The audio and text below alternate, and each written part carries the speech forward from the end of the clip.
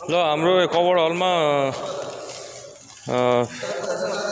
काम चाहिँ सुरु हुँदैछ है साथी हो।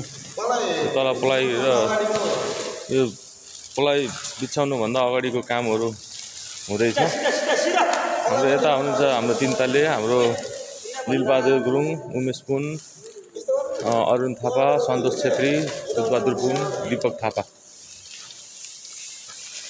यो प्लाइ राख्नुभन्दा अगाडिको काम चाहिँ चलाउनु हुँदैछ। यता पनि प्लाइको काम काट्दैछ। यतातिर यसमा काठको फ्रेम हुन्छ, अब माथिबाट चाहिँ प्लाइ हुन्छ। त्योभन्दा पहिला चाहिँ बेसमा चाहिँ मोबिल हालेर प्लास्टिक हाल्ने कार्यक्रम रहेको छ। खेलाडी साथीहरूले हाम्रो कभर हल भयो। 3टा कोट चाहिँ बन्नेवाला छ हाम्रोमा।